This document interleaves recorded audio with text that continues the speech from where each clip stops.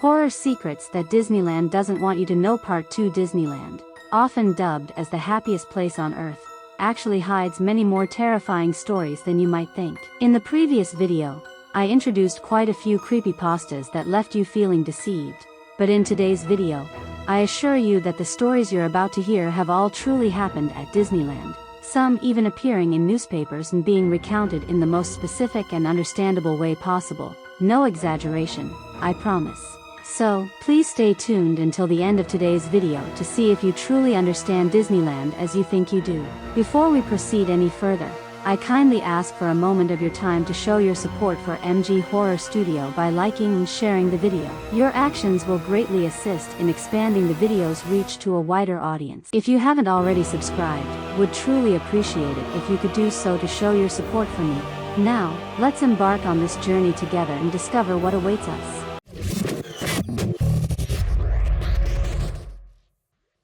The ghost of Walt Disney. In 1955, after numerous successes in the field of animation, the owner of the iconic mouse, Walt Disney, decided to venture into the entertainment industry. Thus, the first Disneyland theme park was born on July 17, 1955, quickly becoming known as the happiest place on Earth, alongside the flourishing development of the Disney Empire. It can be said that, in addition to the Disney Animation Studio with many timeless works, Disneyland is also one of the passionate endeavors of the mouse's owner that still exists to this day.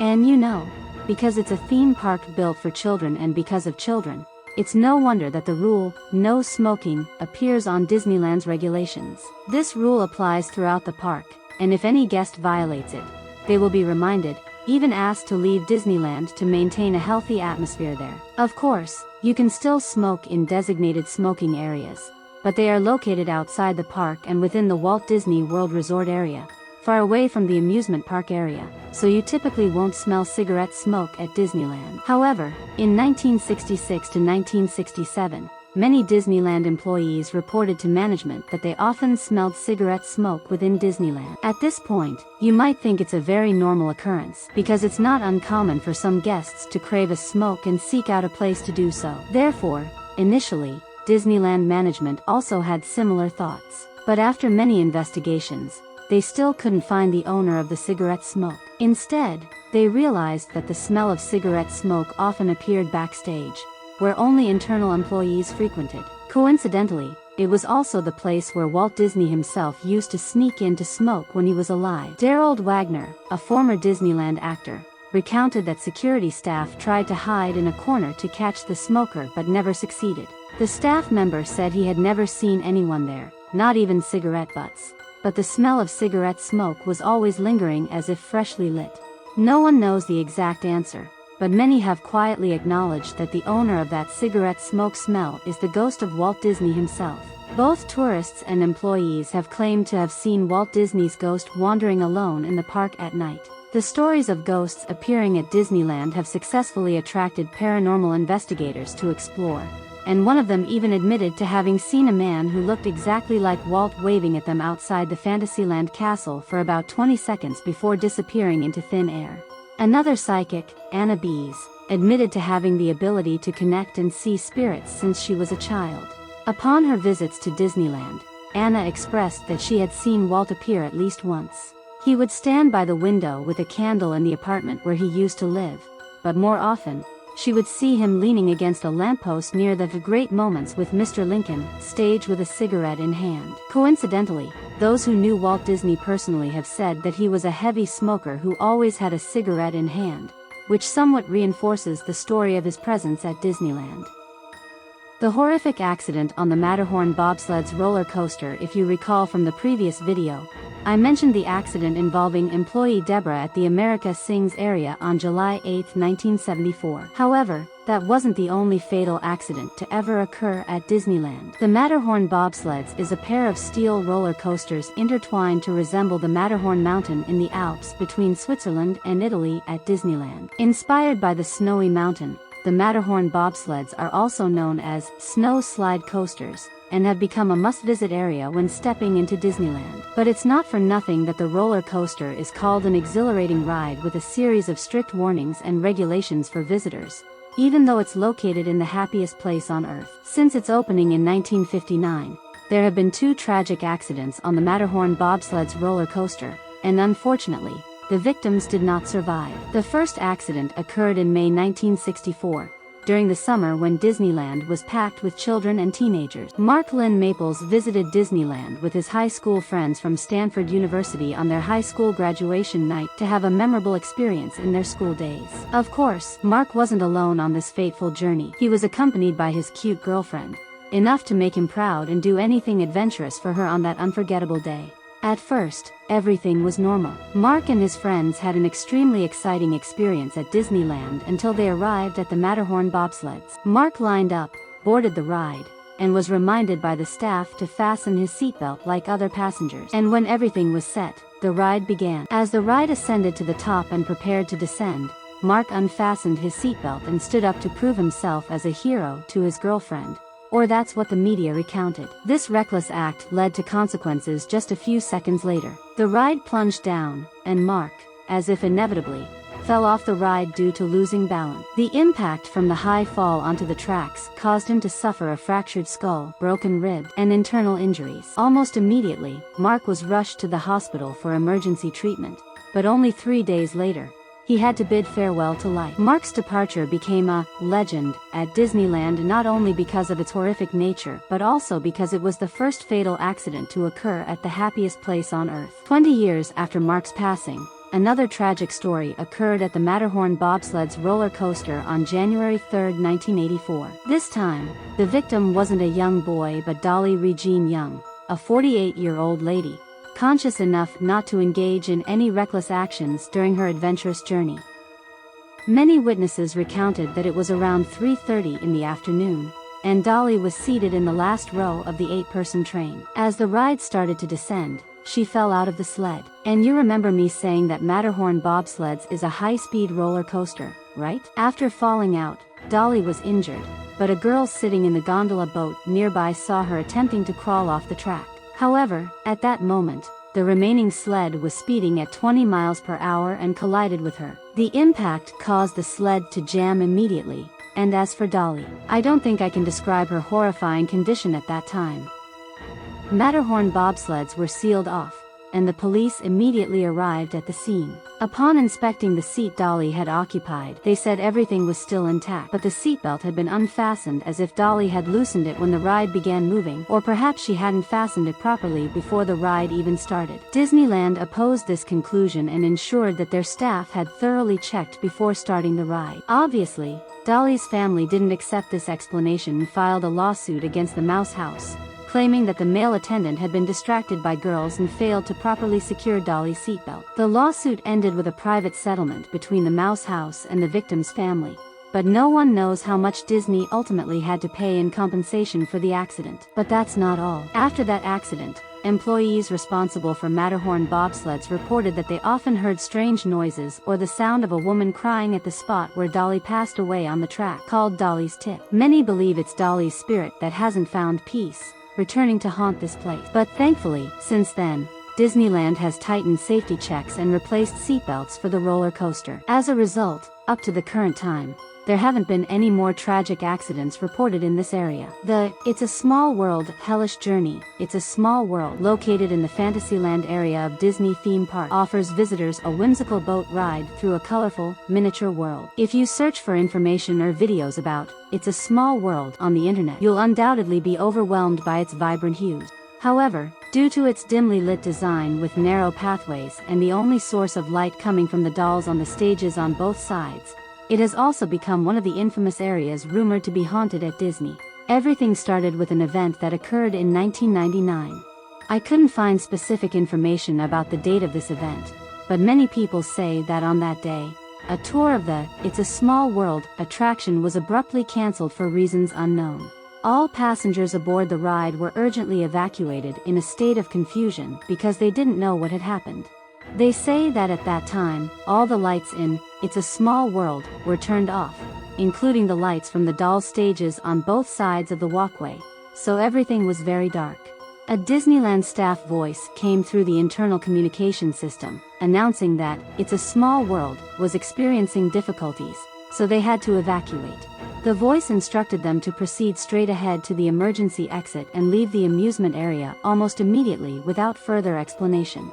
During this process, a woman captured some photos to capture memorable moments at Disneyland, one of which is extremely alarming, and this is the photo I'm referring to. You can see that the camera lens is pointed up at the ceiling of It's a Small World, and you can clearly see a child or something resembling a child wearing a yellow shirt and red overalls hanging right in the middle of the ceiling. This person then tried to email Disney to report the photo, but nothing happened, and the photo continued to spread on the internet. Many believe that a child actually died in It's a Small World, so Disney had to evacuate visitors before they discovered anything unusual. But most believe it's all just a rumor. The child in the photo, upon closer inspection, looks quite like a puppet trapped on the ceiling, and such puppets are not uncommon in It's a Small World. Another thing is that Disney has a page to announce accidents that have occurred at Disneyland, but you won't find any events related to It's a Small World on that day on this website, proving that the rumors are unfounded and untrue. But still, many believe that Disney is trying to cover up the truth about the child on the ceiling for some reason, making it one of the most famous mysteries at Disneyland. When TikTok began to thrive, a TikToker with boundless passion for the Mouse House, under the account The Mouselets, uploaded a video showcasing the nighttime transformation of It's a Small World, attracting millions of views on the platform. According to the channel owner's explanation, after nightfall and Disneyland stops admitting guests, the lights and music in It's a Small World are turned off, but the animatronic dolls are not. This means that after all the visitors have left, those statues continue to wave, spin, and dance in the darkness throughout the night. Just imagine, when you step foot there at night, you will see those dolls moving in the dark, the sound of motors whirring and gears grinding echoing in the eerily quiet night. It's truly unsettling in many ways. No one knows why those dolls have to keep moving even after Disneyland has closed. Some speculate that it's because they operate on hydraulic pumps instead of regular electric motors, but whether that's true or not, no one really knows. Furthermore, employees working in this area have revealed that they often have to cut the hair of the dolls here. Management states that due to moisture, the hair of these dolls can become frizzy, damp, or moldy, so this maintenance is necessary. However, it's quite odd to maintain these moving dolls 24/7 in this way, isn't it? The horrific mascot costumes, and when it comes to Disneyland, it would be remiss not to mention the mascots there. It's not an exaggeration to call them the soul of the place because each mascot costume represents a famous character from Disney animated films, making them one of the major attractions for tourists when you step foot there. However, there are still many stories surrounding these seemingly harmless mascot costumes, most of which are just rumors, but one of them happens to be a truth that might keep you up at night for a long time. First, let's talk about the history of the development of mascot costumes. In the early days when Disneyland was just built, the costumes were far from cute as what we see today. Looking at the images in this video, I guarantee you might lose sleep for many nights if you stare at them closely. Even the famous characters like Mickey and Minnie back then didn't have complete costumes. The performers simply wore a black bodysuit and put on a mouse mask to make it look as close to the animated version as possible, but as you can see, no child would be happy with this image. That's why whenever there's any Disneyland creepypasta story emerging, you'll likely see these photos resurface. An account named Satan's Smile posted a creepypasta on Tumblr in 2014, talking about an unspoken rule in Disneyland. That if any mascot performer suddenly passed away, other performers would quickly sit them down and let children come to take pictures with them. So the photos of kids sitting with the mascot performers are actually taking pictures with the deceased. In 2004, Javier Cruz, one of the veteran employees who had been with Disneyland since 1995, tragically lost his life during his shift.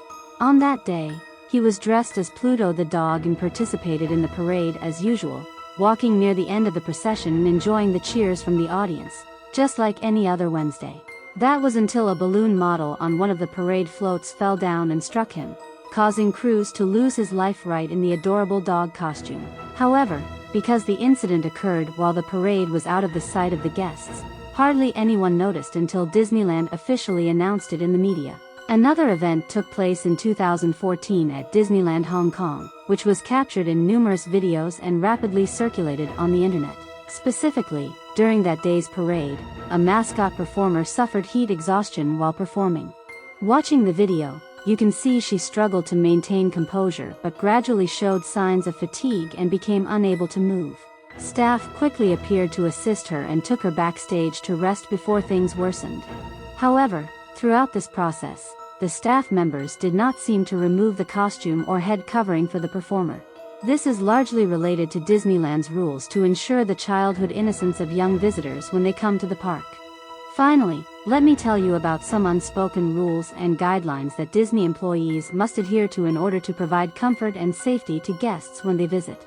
Failure to comply can result in disciplinary action as per the company's set penalties.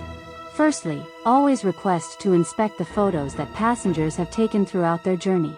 Be as friendly and courteous as possible to ensure no one feels uncomfortable or suspicious because of it. If anything unusual is detected, immediately contact the security department and divert guests' attention with complimentary gifts while they address the issues. Of course, that's just a made-up story because there's no evidence or photos proving that it's true. But in the past, Disney has had controversy surrounding the deaths of mascot performers as well. Secondly, in the dinosaur tunnel area, it is mandatory to delete the 7th photo taken during each visit. If any guests feel confused or curious about this, inform them that it is a technical glitch of the system and offer them another free ticket to distract their attention. Thirdly, rumors of sharks and crocodiles appearing in the lagoon area are entirely fabricated, so there is no need to pay attention to them. However, you must never allow guests to swim outside the designated areas as specified beforehand. Fourthly, it may seem contradictory to the third rule, but you may discover a crocodile carcass appearing around the beach area. Evacuate guests from there to prevent them from noticing anything unusual and immediately contact the security department. Note down any parts of the carcass that have been consumed to serve the investigation. Fifthly, only one person dressed as Mickey is allowed to appear in Disneyland at a time. If you find a second Mickey interacting and taking photos with guests, approach and check its eyes. The company's mascot costumes always have holes in the character's eyes. If you don't find any holes in the costume's eyes, let it continue interacting with guests but prohibit them from taking photos. Then, contact the security department immediately after the guests leave the area. In the event of discovering the second Mickey without any guests nearby, lead it down to the tunnel and leave immediately, remembering never to look back. Sixthly, the attire of employees in the security department bears no special markings. If you notice someone wearing a shirt with the words, Disney Security, immediately announce the closure of that area. Adhering to all of these rules equates to ensuring the safety and happiness of visitors on their journey to the happiest place on Earth. Therefore, it is imperative to strictly adhere to them. Finally, like, share, and subscribe to the MG Horror Studio channel if you found this video entertaining to not miss out on other interesting content. And we will see each other again in the next videos every week. For now, goodbye and thank you for being here.